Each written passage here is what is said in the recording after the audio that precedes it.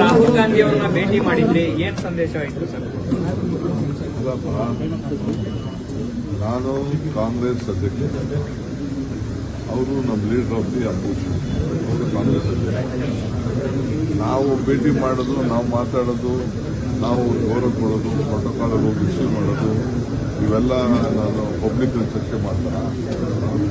ನೀವೇನೋ ಸುಮ್ಮನೆ ನಿಮ್ಗೆ ಇಷ್ಟ ಬಂದಂಗೆ ಯಾರ್ಯಾರೋ ಹೇಳಿದ್ರು ಅಂತ ಆಫ್ ದಿ ರೆಕಾರ್ಡ್ ಹೇಳಿದ್ರು, ರೆಕಾರ್ಡ್ ಹೇಳಿದ್ರು ಅಂತ ಸುಮ್ಮನೆ ಏನೋ ನಿಮ್ಗೊಂದ ನೀವು ಕ್ರಿಯೇಟ್ ಮಾಡಿಕೊಂಡು ನಿಮ್ಮ ಟಿವಿಗಿರುವಂತ ಇದನ್ನ ಗೌರವನ ನೀವು ಹಾಳು ಮಾಡ್ಕೋತಾ ಇದ್ದೀವಿ. ಯಾವ ಸಂದೇಶನೂ ಇಲ್ಲ.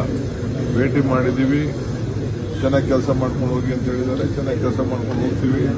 ನಮ್ಮ ಇದ್ರ ಬಗ್ಗೆ, ನರೇಗಾ ಬಗ್ಗೆ ಏನೇನು ಕಾರ್ಯಕ್ರಮ ಮಾಡ್ತಾ ಇದೀವಿ ಅದನ್ನೆಲ್ಲ ತಿಳಿಸಿದ್ದೀವಿ.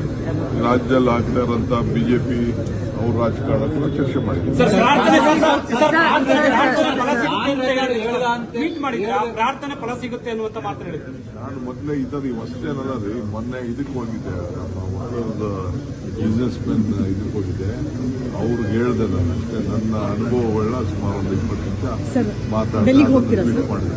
10ನೇ ತಾರೀಕು ಡೆಲ್ಲಿಗೆ ಹೋಗ್ತಾರೆ. ಸರ್, ಆನ್ ರೆಕಾರ್ಡ್ ಹೇಳದೇ ಇರೋದಂತದ್ದು ಏನಾದ್ರು ವಿಚಾರ ಚರ್ಚೆ ಮಾಡಿದ್ದೀರಾ? ನನಗೆ ಮೀಟಿಂಗ್ ಆನ್ ರೆಕಾರ್ಡ್ ಯಾವುದು ಆನ್ ರೆಕಾರ್ಡ್ ಇಟ್ಕೊಳ್ಳಲ್ಲ. ನನ್ನ ಹೆಸರು ಯಾವಾಗಲೂ ರೆಕಾರ್ಡ್. ಸಂಕ್ರಾಂತಿ